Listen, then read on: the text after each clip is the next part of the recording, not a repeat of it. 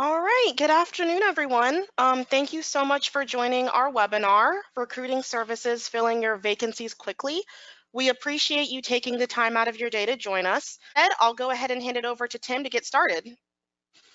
Thanks, Joan. Really appreciate that intro and excited to get started here. So we'll jump in. I'll just introduce myself real quickly and share a little bit of my background first. I've been with Bradley Morris for about 7.5 years now. I joined the company as I was transitioning out of the military as a naval officer back in 2012. Started in recruiting and then have worked my way over towards the technology side of the house, where I sit in between our candidate and client marketing efforts, our technology team, and our recruiting operations teams. Justin, you want to share a little bit of your background? Sure, thanks, Tim. Yeah, Justin Henderson, Vice President of Sales here at Bradley Morris and Recruit Military. My background, I joined the Marine Corps Reserves right out of high school at the age of 17.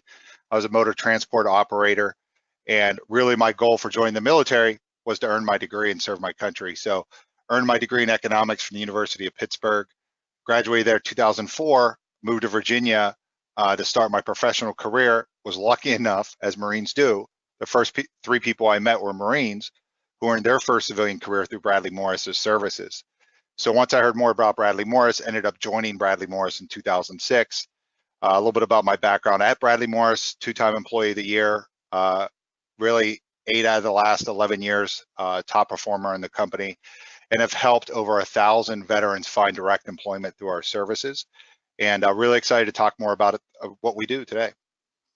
Thanks, Justin.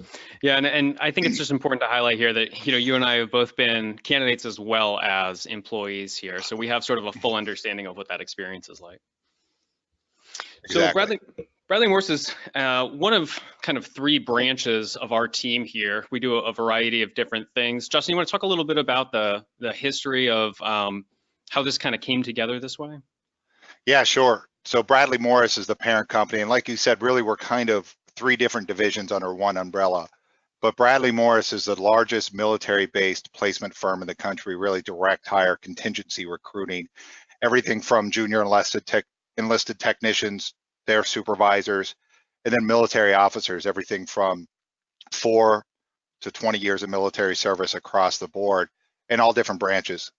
And in 2016, we acquired Recruit Military, and Recruit Military owns the largest job board for veterans in the country. They're the ones that Google partnered with last year to create that MOS job search tool where you go to Google and you type in your military occupational specialty. For me, 3531, motor transport operator. And Google provides job openings that match that experience. Well, they did that through our job board. We also own the largest job fair system in the country, about 140 job fairs annually. We had over 30,000 veterans go through those job fairs last year. And we have a branding opportunity. We own Search and Employ magazine, goes out to 220 TAP offices across the country, as well as a digital subscription of over 300,000 veterans. Last year, we bought NBA Veterans Network. What I was able to actually go to our event in October this year, and really it's the top 75 MBA programs send their veteran students to us. The first-year students to find internships, second-year students to find employment. So what's happened is we have become the largest aggregator of military experience talent in the country.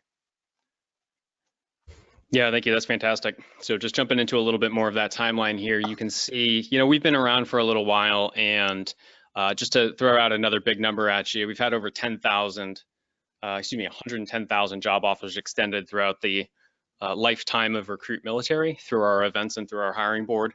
And then, like Justin said, Bradley Morris has made over 30,000 placements in that time. So this allows us, some pretty good perspective on what's going on in the economy, not only across, industry verticals and different employment types, but also throughout time and how that's evolved over the years.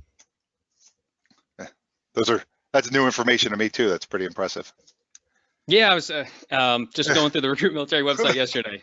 Yeah, so Justin, we were talking a little bit before this about some of the things that veterans bring to the table and why they make a strategic talent acquisition target. So maybe talk a little bit about why we do what we do and how that works for the companies that we're working with. Yeah, no, I love this page because it really does talk about the soft skills, not just the training, the technical assets that a veteran brings, but really the soft skills. And when you're talking about a full employment market that we're in right now, the numbers are out last week. 3.5% unemployment, with national unemployment and veteran unemployment 3.2%. So this is the 14th month in a row where veteran unemployment has been lower than national unemployment. So, I think the cat's out of the bag. The veterans are good employees. And what really makes us great employees, what I think, is that not only do we put the team before the individual, especially in that servant leadership type, but also we are very dependable. LinkedIn just released their study this week, and veterans are 38% more loyal than their civilian counterparts, i.e. stay longer at their first job that they get out of the military than their civilian counterparts. So that's really good. And one of the big things also is the skilled trades. 2 years ago, 67% of all high school graduates went on to 4-year universities. Last year was 69%. So more and more of our working population is going towards higher education and less is going towards the trades, which is really, there's a large employment gap in this country now when it comes to skilled trades. And companies have figured out that, hey, the military, not only does it give you a disciplined employee, but it gives you a technically advanced employee. And I think that's really where that growth rate and that low unemployment rate comes from. Yeah, that's a fantastic point, and it's something that we've seen borne out in a lot of the studies we've done about our own clients. And when you think about the folks that are out there in the military, we're talking about, I raised my right hand and took an oath of office for the first time at just under 17 and a half years old, and then within 4 years was operating, incredibly complex multi-million-dollar technical systems. In my case, jet aircraft. That's not something you necessarily find common amongst other 22, 23-year-olds. So diversity is another key element here. And I know whenever we talk about hiring programs, we talk about strategic talent acquisition, diversity is always a part of the conversation. And I think certainly to give all the credit to the slide we just saw, this kind of also helps bring home the point that the military is a hyper diverse population because the military is pursuing that diversity, and that is a part of their recruiting strategy as well. Justin, is there anything that you've kind of seen from your side working with clients and customers that's relevant here? Well, what people don't realize is that when the economy, the labor market's this tight on the civilian side, that the military has the same issue in retaining talent, and it becomes even more competitive. So what you find is those long-term military professionals, the ones that have been 10, 12, 15 years in, as they advance their career in a competitive market, they need to educate themselves as well. So somebody like myself, who joined the Marine Corps right out of high school, knowing that I want to advance my career, I needed to earn a bachelor's degree, even as an enlisted person. And what you find is our senior NCOs, senior non-commissioned officers, those ones that joined the military right out of high school, end up earning their bachelor's degree. And as they want to grow their career both within the military and civilian market, they end up getting their master's degree. So what you find is that compared to their civilian counterparts, they have a higher education, and which is going to help with your growth. And then, of course, like we talked about, OFCC compliance, that if you're looking for a diverse bench, i.e. diverse leadership, diverse thoughts, the military has it just by this graph. Yeah, that's a really good point. I mean, pretty much everybody in my peer group that remained in the service after I got out is now in some form of master's program or some sort of additional professional credentialing that's necessary for their career track. And in some cases at really, really good, public and private schools. It's not all just military-based training. Oh, and there's so many, again, going back to NBA Veterans Network and that event I attended a few weeks ago, we had over 520 veterans there, and those were top tier schools. Texas A&M, Georgia Tech, Duke, Notre Dame, University of Pittsburgh. And it was just really neat to see the drive that they bring in their careers. Yeah. So moving on, this is kind of the moneymaker slide. We talk a lot about these hiring challenges with our clients. These are probably not unfamiliar challenges for most of our audience. Justin, you want to walk us through this slide and talk a little bit about what's going on right now in trying to compete in this talent market? Yeah, it's doing this for almost 14 years. I was in the last aggressive market we had, 2006, 2007, going into 2008. I lived through the Great Recession in this industry. And now here we are, the tightest labor market in really the history of us recording these, over 50 years at least. And what I find a lot of times when I'm talking to HR, recruiting, talent acquisition professionals, hiring managers, it's really, do they understand the market we're in? Do we understand the landscape we're in? Not just from a veteran hiring, but hiring as a whole. And when I look at these 6 different points, the one that jumps out at me the most is the top right, flexibility of job descriptions. You know, when the job description was created during the Great Depression, there was such a high unemployment rate. Companies had to figure out, hey, how do we only talk to the people that are qualified for the role? Because there was such a talent surplus. Where here we are now in a talent scarcity market where really all valuable experience is employed. Anybody that wants to have a job that has any type of experience has a job.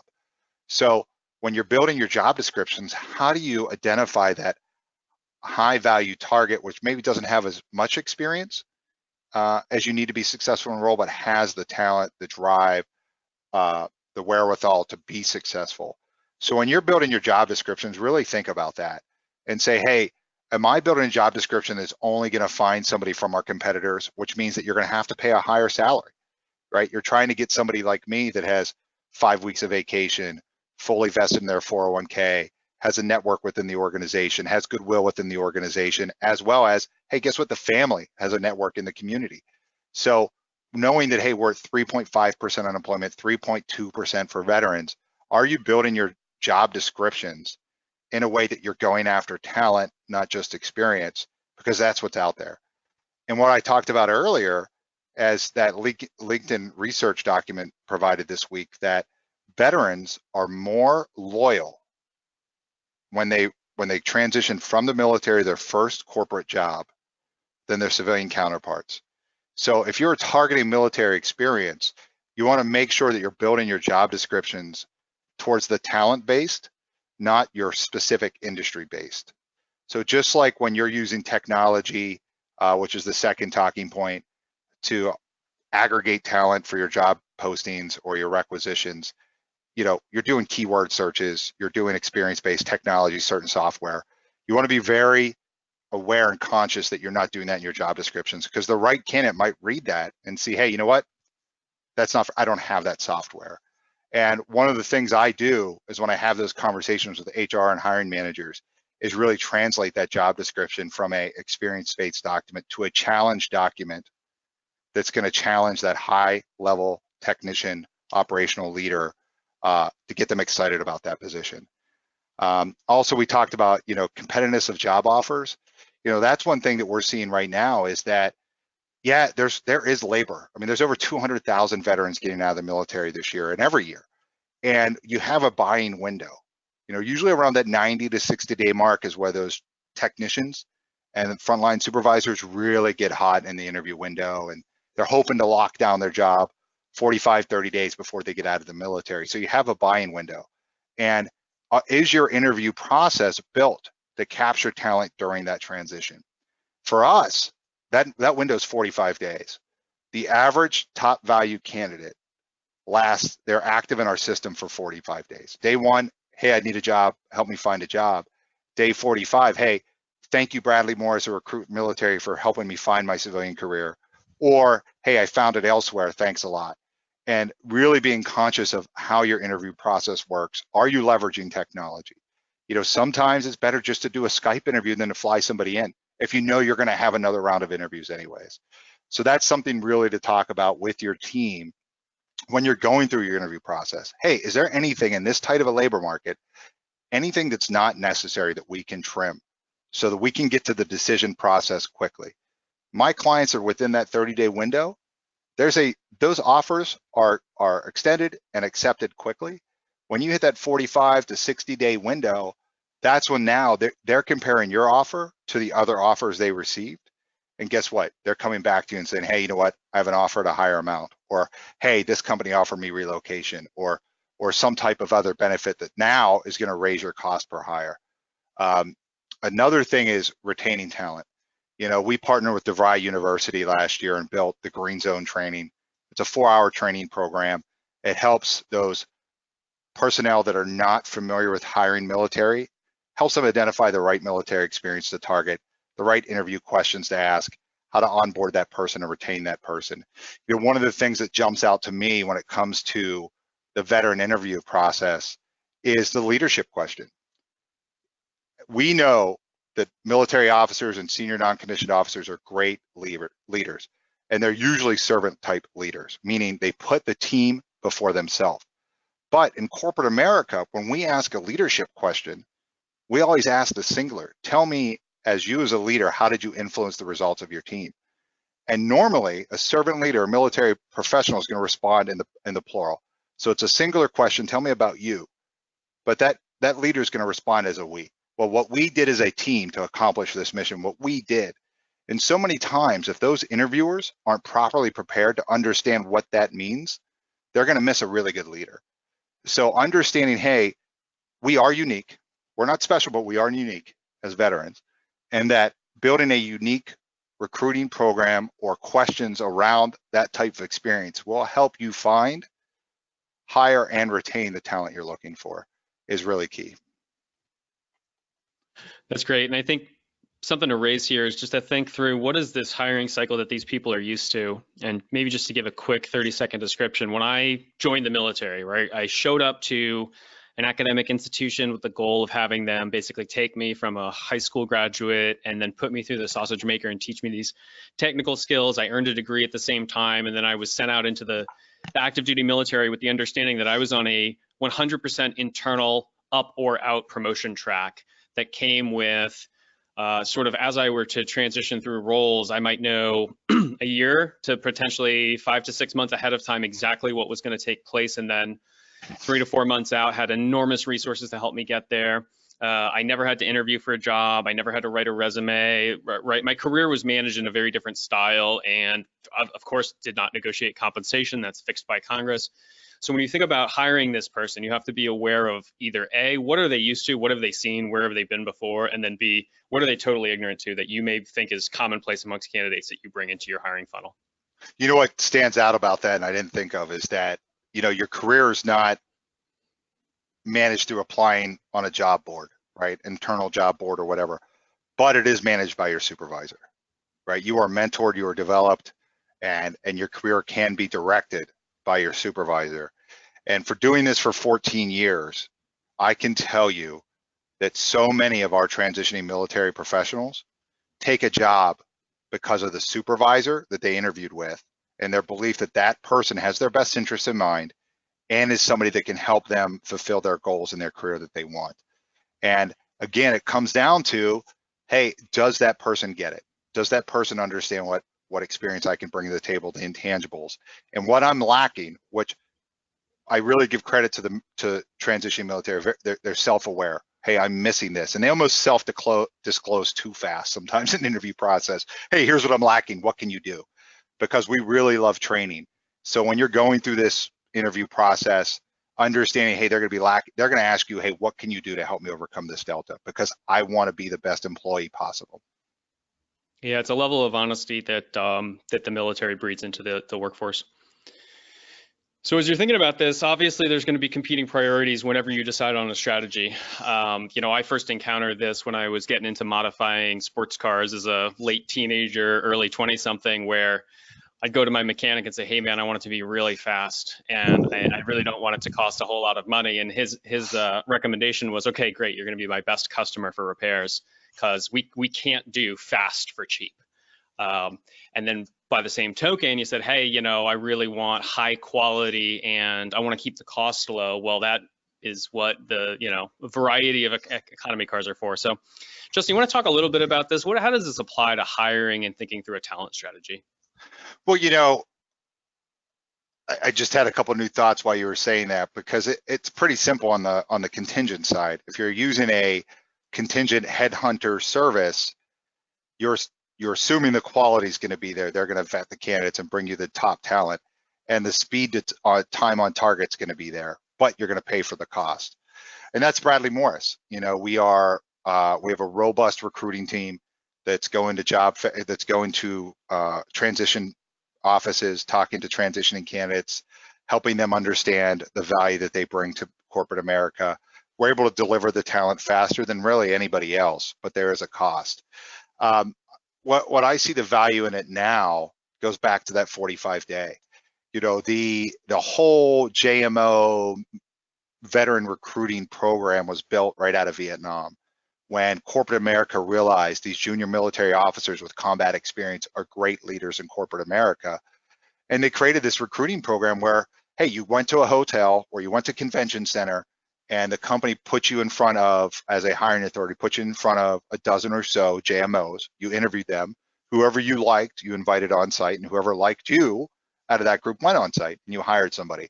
And it's been that way really forever, until about 3 years ago when we kind of flipped the market on its head and we got rid of those. And now we aggregate candidates digitally. We set up either telephonic or video interviews. And why I think that was so smart of Tim Best, our CEO, being a little bird pilot, 160th Special Forces guy, knew it's all about time on target. And what it did is it lowered our interview to hire ratio from, I think it was like 14.3 or 14.7 interviews to a hire, down to just over 7 interviews to a hire. But the really important part was the time to fill. Our time to fill in the conference model is 43 days. We're down to 23 days time to fill. And again, going back to what I said earlier, when you're recruiting these people, speed wins. At this point in time, anybody on this call that's thinking about how to hire military or take anything from this presentation, it's understanding that speed wins. If once you identify that transitioning target, you have that candidate, you have 3 weeks. You have 3 weeks to get them through the process, make a decision, or your cost is going to go up significantly because you're competing for different offers. Yeah, that's a fantastic point. And I think that competition point is important when you juxtapose it to some of the other options that are out there. So this is going to cover where we're talking about our suite of products and services to a certain extent. So I think, you know, just to kind of give a top level on what this slide is showing is that there's a lot of different pros and cons to using these different strategies. And I want to personally point out the bottom left here, this mainstream job boards, 3 to 5% veterans. This is why military service organizations exist, is because your monsters, your career builder type websites, they're going to have maybe 3 to 5% of the veterans in America enrolled. And there's going to be a huge segments of veteran populations that just never end up on those digital resources simply by virtue of the way that they look for work, or as Justin said, you know, skilled trades may not be on there, deliberately networking on LinkedIn in the same way somebody with a bachelor's or master's degree may. Well, no, Justin, and also to put on that too, the job boards, you know, we have the most active job board in the country for veterans, 1.4 million, we get 330 new a day on average. But it's still a passive way to find talent. Granted, the partnership with Google has increased our aggregation, our application rates significantly. But when you're using job boards in a talent scarcity market, you really have to accelerate that. And I think what I've learned over my 2 years of really integrating the Recruit Military product line with my clients is that the job board is great for branding and getting your name out there, but what really makes us different, and something to think about with other job boards you're using, is that we email our local populace. So when, you know, we're having a job fair, we have a robust email campaign around that event that gets those average of 242 candidates per job fair in the door. But with the job board, what we do is we send that same type of email campaign with the job posting to the right military candidates.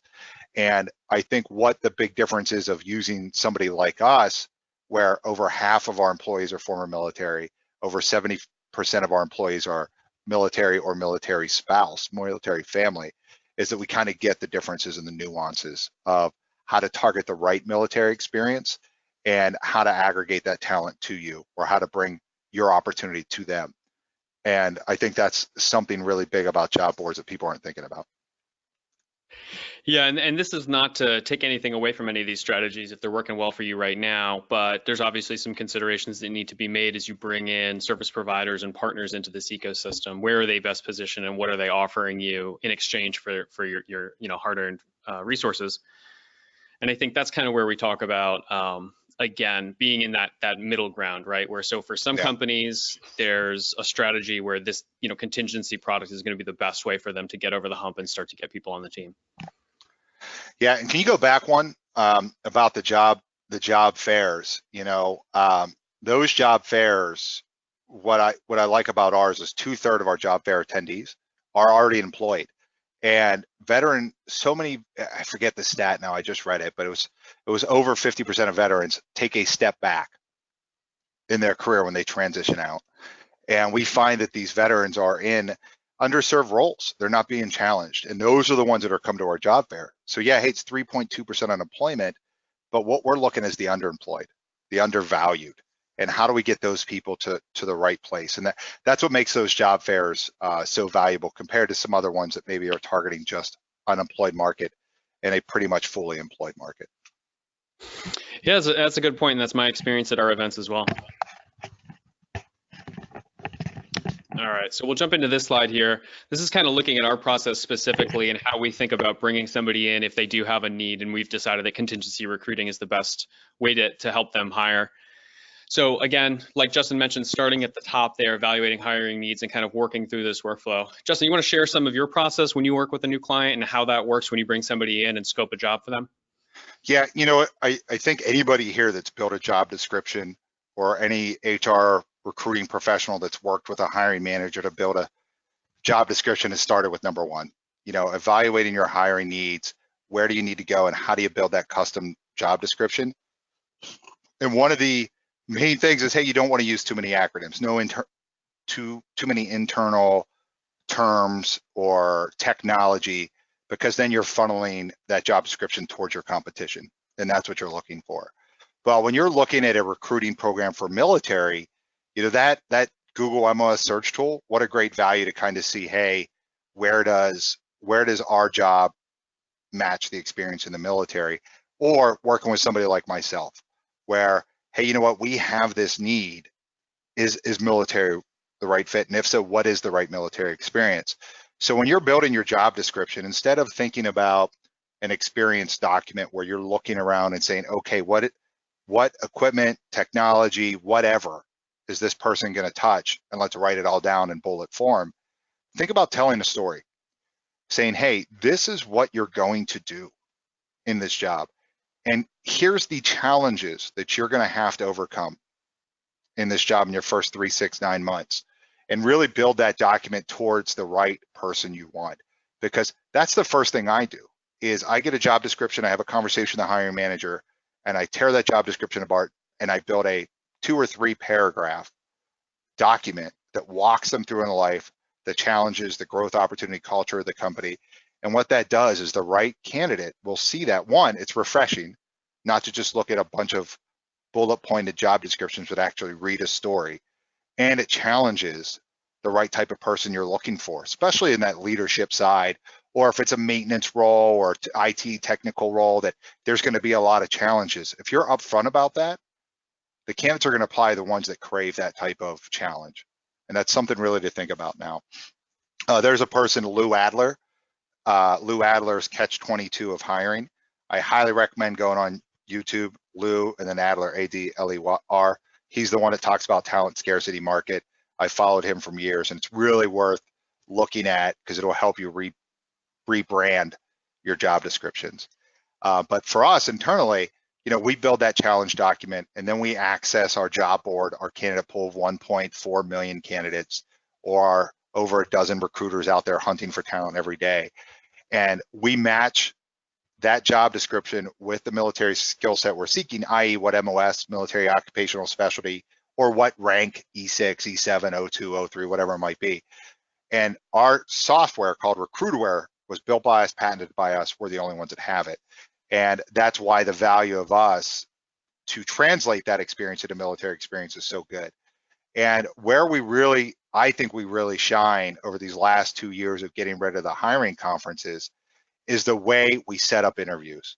And this is something great with anybody that, is on the recruiting talent acquisition side to think about. What we do is say, hey, do you trust us, hiring manager? Yes. Okay, we've proven that we know what you're looking for. Yes. Okay, give us 4 or 5 interview slots, 7 to 10 business days from now. What we will do in that 7 days is we will go find the right talent for you. We will interview them. We will prepare them for the interview with you, and then we will put that candidate on your schedule to interview. Because we know if you just have faith and you talk to the candidate, you don't just use the resume to screen out for keywords, but you have the conversation, you'll see this talent is worth investing in. And what also happens is, and any of you that are in talent acquisition recruiting know, when you send over a resume, it takes a day or 2 or 3 days to hear back from that hiring manager, and then 3 or 4 or 5 days to schedule that interview. And now you've lost 10 days. And remember that 45-day number. We have 45 days, really 30 days to find that candidate in the buying window, get them through the interview process, and get them an offer. And that pre-scheduled interview slot has been a game changer for us. And that's why my interview to hire ratio is only 7 to 1, and my time to fill is 23 days, because we're getting those candidates in front of you right at the beginning of their buying window. And once you realize the value of them, they're going to shotgun right through. They're going to just go right through the interview process quickly. And I think that's really where we bring that value to our clients. Yeah, that's a great description, Justin. And I think the point you keep making about the job descriptions is an important point. And again, I've got all this time from the recruiting side of our organization thinking through how to counsel candidates about writing resumes. And it's very similar in the sense that, I tell these folks, hey, look, don't put all your military acronyms, don't list the 10-letter, 6-number acronym for the radar system that you worked on, right? Nobody's going to understand that. And you've got to bring it down to these kind of first principles, right? What did you do? What's the active verb? Led, maintain, troubleshoot. And I love to hear when somebody from our accounts team describe from a client-facing standpoint, you have to do the same thing with the job description, right? These military guys have done you the favor of not sending you a resume that's full of a bunch of jargon. It's kind of a good approach to do it from the other side, and it's going to force you, like Justin said, through that process of really evaluating, does this program manager job really require a master's degree, or did we put that in there when unemployment was 10% and we couldn't, get rid of candidates fast enough? Or, one of my favorite things to do is ask that hiring manager that manages a team, tell me about your top teammate. Tell me about that person. What value do they bring? And 9 out of 10 times, they don't mention any of the experience. They don't mention, hey, proficient in Microsoft Windows or EPR systems or any of that, or preventive maintenance, whatever it is. They always talk about the intangibles. And that's what the military veteran brings most, bearing, mission focused, not time focused, right? The loyalty to a fault almost. And that's what they bring and what hiring managers want. But if your job description is going for experience and not talent, you're going to miss the talent. Yeah. So I included this slide in here, and I'm kind of a visual person, maybe a little too visual in terms of how I think, but I wanted to give just a brief overview of what a sample hiring funnel might look like for a typical business. So if you think through kind of that website portion, that's where folks are discovering your brand. That's where you may be sending some online leads. You may be getting some traffic into that website coming from jobs that you've posted externally. As you look at your HR information system, maybe you have a really high-end product that's facilitating recruiter, TA, hiring manager interaction. Maybe you don't. Maybe you're still on an older legacy system. So when we think about recruit military and MBA veterans, they're really on that kind of front end of things. Database search job postings, kind of, facilitating, leveraging our network. On the website side, we can develop digital advertising campaigns, branded products, services, email campaigns, virtual events, including virtual career fairs. And then the in-person piece, which is the MBA Veterans event every year in Chicago. It's the 140 live events we do through Recruit Military around the country. So that's kind of the top level external facing hiring solutions. And then you see Bradley Morris with that golden eagle in the upper left-hand corner there. That's our team connected more directly to hiring managers and hiring teams, where we're focused on those roles that are really important to fill, where you're just simply not getting it done through those other mechanisms. And that's where we kind of come behind the curtain, and we want to have a direct relationship and talk through those specific hiring needs, really, like Justin said, digest the position and understand what's going on there. Yeah, well said. All right, so we're nearing the end of the main slides here, Justin. Maybe talk us through a little bit of this. What are some of the best practices you would recommend, and where have you seen people really get the most out of working with us for contingency hiring? Yeah, I think it comes down, I think, to our 30+ years of experience of translating that job description, which is built in corporate America to attract corporate America talent, into a challenge document for our veterans and to attract the right military talent. And understanding, hey, is this role for a senior enlisted non-commissioned officer, somebody that started as a technician and 12, 15 years in their service, moved into that leadership supervisory role? Or is this role built for a junior military officer that practices that tactical deftness that is there to recreate and improve that position to then move to the next role within 24 to 36 months? That's something that you really need to look, because so many times I hear when I'm cold calling and I'm having conversations with HR, talent acquisition professionals, hiring managers, that, hey, we tried hiring military, it didn't work. Well, did you try hiring the right military? And one of my favorite stories is Toyota Corporation worked with me for about 8 years in hiring military talent, and we helped launch their veteran recruiting program, which is so robust that they kind of built it out, which happens to us a lot. We set up Home Depots, we set up Amazons. As you can see, they're always a GI Jobs top 10 veteran hiring, because they started with us. We trained them on how to identify the right military experience and how to move forward. But with Toyota Corporation, more importantly, Toyota Motor Manufacturing, their manufacturing sites, they said, hey, we really want to start here. Our group leader, our frontline supervisor roles is where we think military leadership could make the biggest impact. And they said leadership, and they said military officer, because military officers are the best leaders in the military. Well, they hired JMOs for the role, and it didn't work out. And why it didn't work out was because it's Toyota. Those roles have been process improved, Kaizened, worked through to where they're at the 97% efficiency rate. And really that group's leader is there to manage welfare of the team and try to get that 97 to 98%. And it was driving the military officers crazy. They're trying to improve the desk that they're in. They're trying to make the processes better, but they couldn't. So what happened was we went back to the table and said, you know what, walk me through the role. And they said, well, hey, they get the mission, they get the plan, it's given to them daily. They go on the floor and they execute. Well, that's a non-commissioned officer. So we moved from placing JMOs into senior NCOs, which are E7, E8, E9, and give you an idea of pay grade.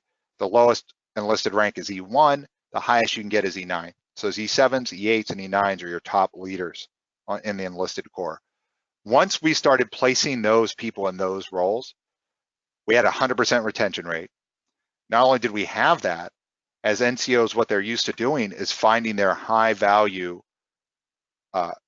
team members, i.e. production technicians or maintenance technicians in this role, and mentoring and develop them into supervisory roles. So we ended up building a top grading system because of those NCOs in the right place.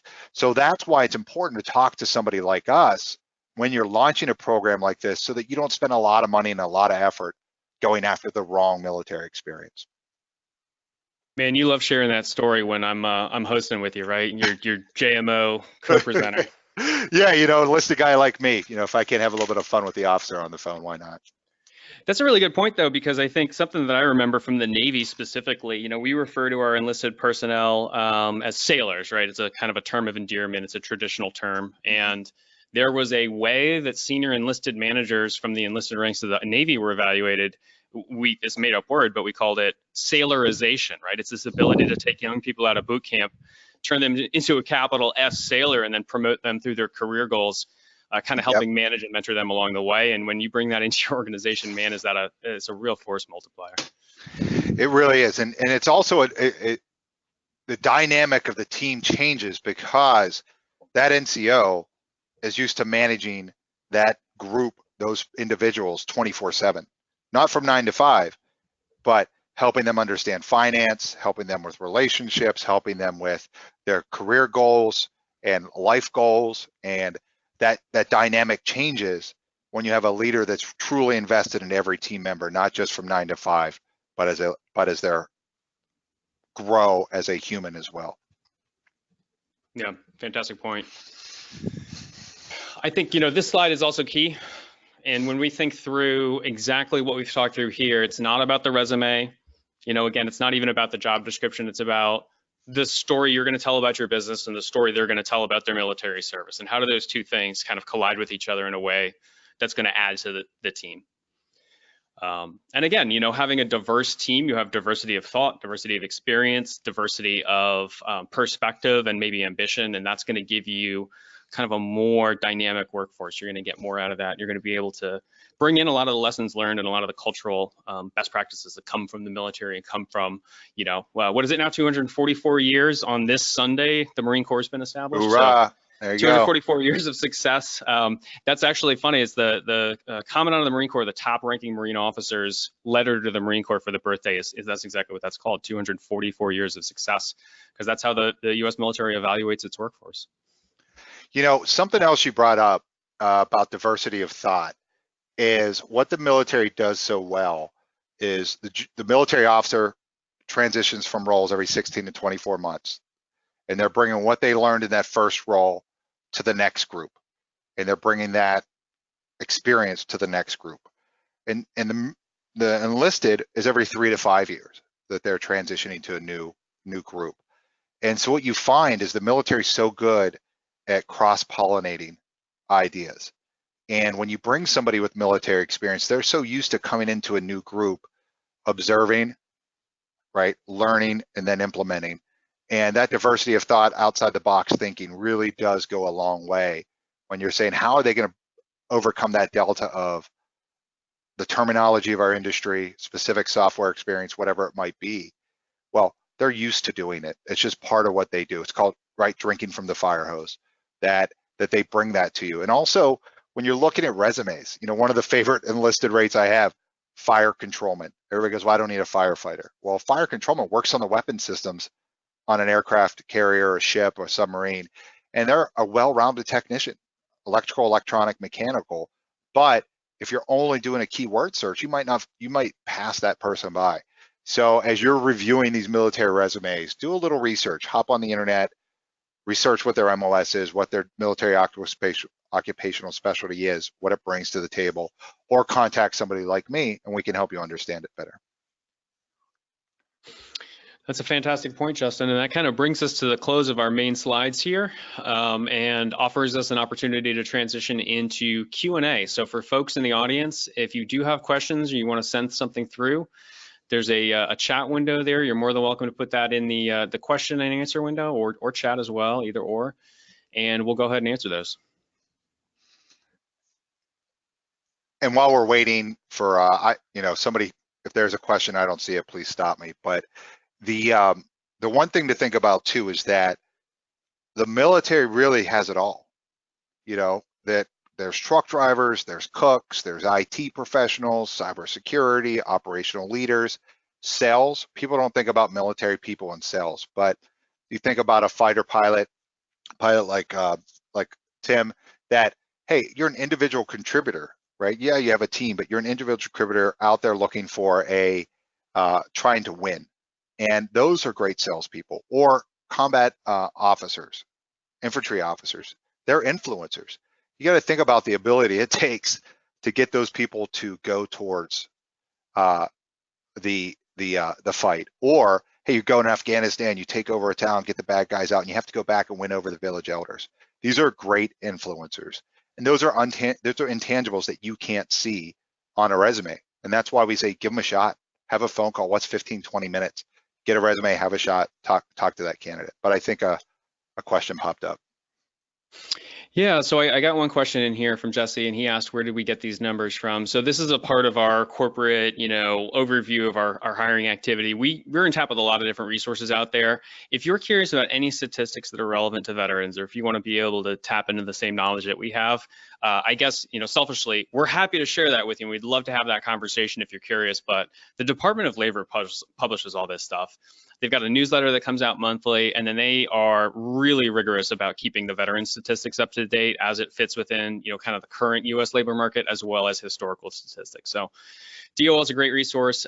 We talk a lot with the VA. They're one of our customers. Actually, it's kind of ironic. The VA hires veterans through us for some of their roles. So we're in touch with a lot of different parts of the veteran talent world, and we do a lot to try to keep these numbers and this data kind of fresh and relevant so that folks really understand, hey, what's the case for this? Because it's totally possible that the way we think about helping a company create a hiring program would pivot as those numbers change and the products and solutions and the overall outcome can be different as the economy matures throughout the year. We had another one in here from Don, and Justin, I'll let you take this one. What if you have mostly entry-level positions? How do you think about that? Well, there's, depending on the role, but as far as entry-level roles, I think about myself as an E4 coming out of the military and really looking for an opportunity. If you can show, culture's huge. We're coming out of where we believe in the mission, we have a great culture, and we're looking to replicate that in corporate America. So if you have culture and you have a mission that everybody gets behind, and you can show that that person can have a career, you're going to find those people. That's not something you would use a contingent recruiting form for, but going to a job fair, recruit military job fair, or attracting talent via our job board would be the right way to do it. But yeah, I mean, the military is ditch diggers and astronauts. We have it all. So those people coming out are looking for those type of opportunities. Again, they're looking for a career. And especially when you're translating out, coming out of Norfolk, Virginia, and you're moving back to where I'm from, Pittsburgh, Pennsylvania, you're looking for somebody that's going to give you that shot and really invest in you. So if you are building those job descriptions at those entry-level roles and saying, hey, this isn't just a job. Like, if you invest in us, we will invest in you and you will have a career. You're going to get that talent. Yeah, I think it's a really good point. And I think I just to reiterate something you said earlier about veterans often want to work for somebody that's going to be sort of their career mentor in addition to their boss, and maybe don't necessarily think a lot beyond that. Hey, who's mentoring me and why?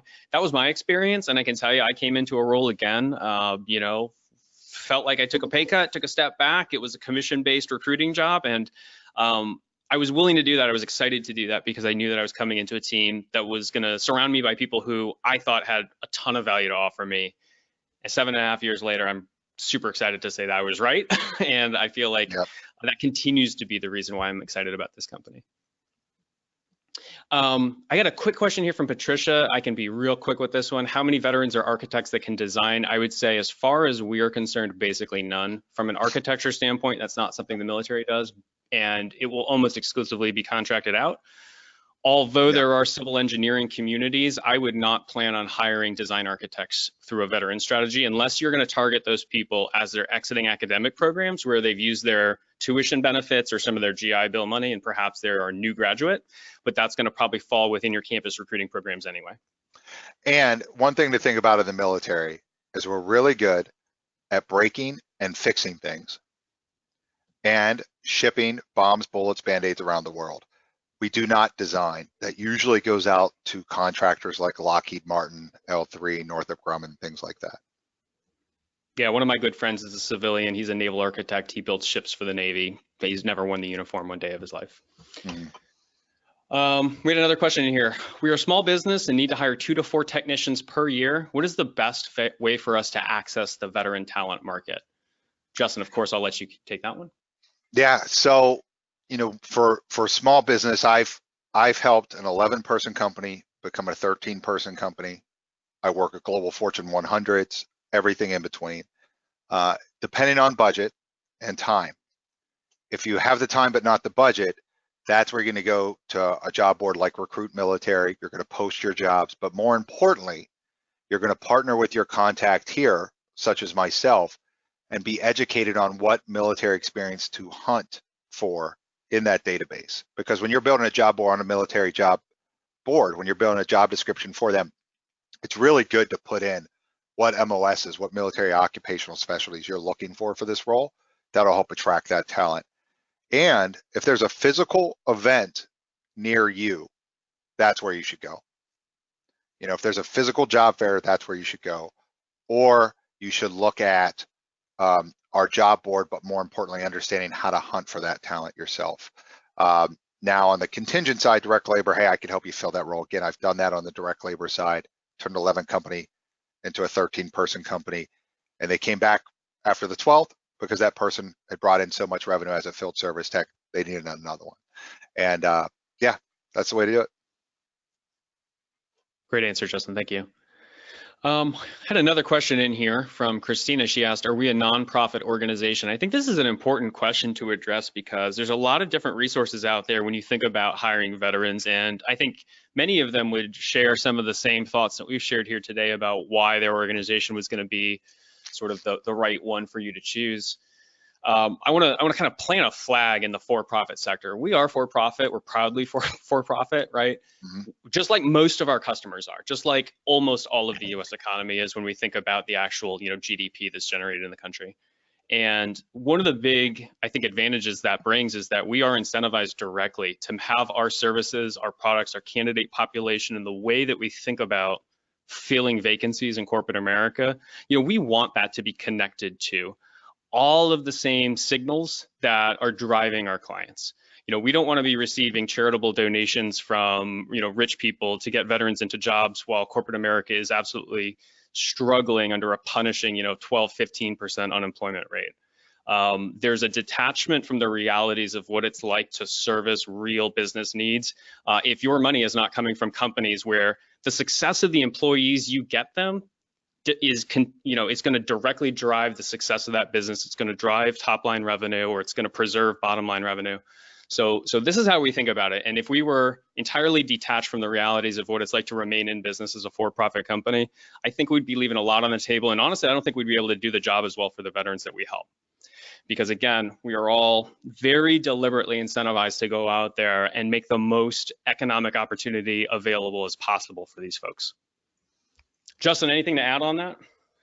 No, I mean, well said. I agree. And the flexibility of private, being a private entity compared to a nonprofit really helps us pivot and listen to our clients' demands and needs. Awesome. There was another question in here. What would a veteran bring to the table that maybe their civilian counterparts don't? Why should I spend money on hiring somebody from this population? I think we've touched a lot on that. However, I guess what I would say is that when you think about, hey, I'm gonna open up 2 contingency recs. I'm gonna open one with Bradley Morris and one with, who knows? I don't know, Robert Half perhaps, or maybe they would be a good comparison. But why would you want to hire that candidate from a veteran firm instead of any of the other ways that you could pay money to hire a candidate? Justin, I want to maybe hear specifically, what's that Pepsi challenge? How would you address that for somebody that was considering this?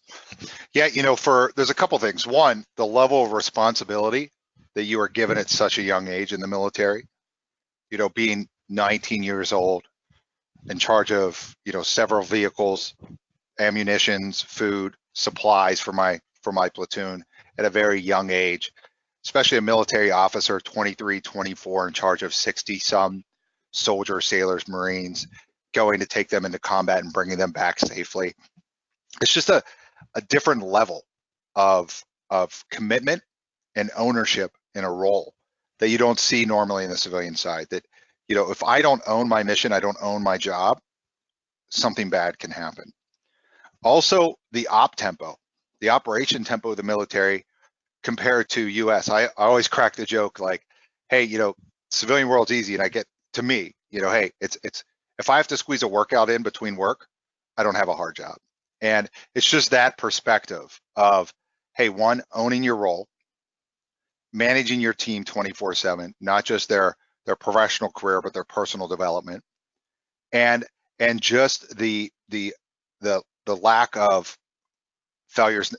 Failure's not an option, is that mentality we have, which is why I think we all love Bradley Morris, right? Because so many of us are former military or military spouses that we truly believe in that failure is not an option. So I would say that's probably why I see the value. And also, when you're talking about leadership, we're going through the baby boomers. They've recovered from the Great Recession. Their 401ks are ready to go. They're starting to really out process and retire, and they're leaving these huge gaps in middle management. And they're saying, hey, we're looking at our people that have been in the seat for 10, 20 years, whatever.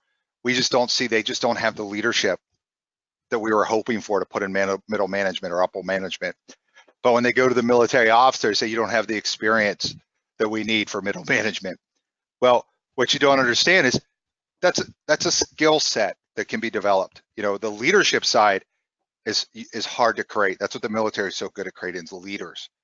As far as downloading the software into their brain to understand what the industry is and how to best lead their team, that's easy. That's a short-term training issue that will give long-term results.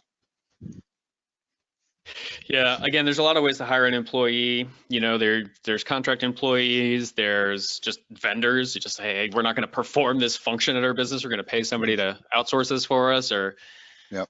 you know, full-time hires. And so when we think about, you know, a veteran, and Bradley Morris, we only do full-time hire. We don't do temp or contract or part-time or anything like that.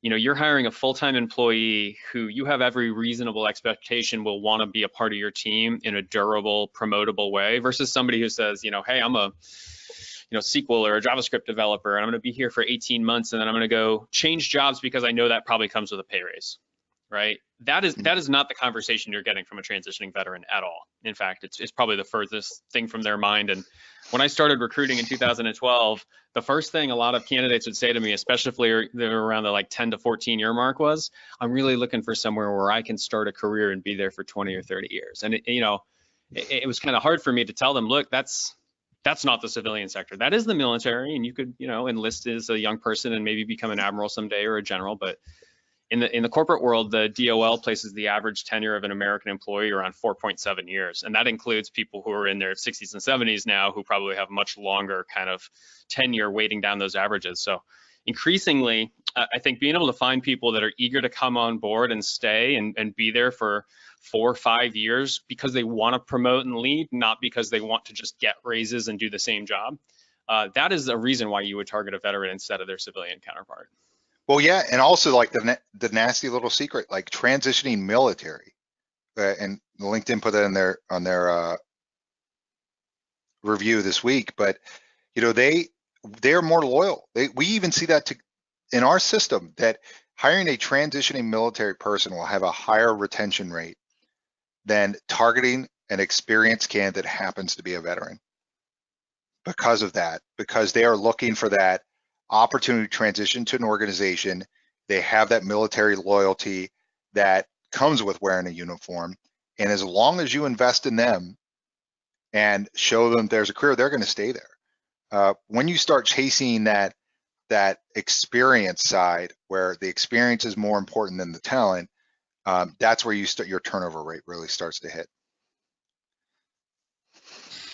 All right. Well, we're getting near the top of the hour here, Justin, and it sounds like we've answered all the questions that were asked. We're happy to answer any additional or more specific questions offline, and we'll definitely follow up.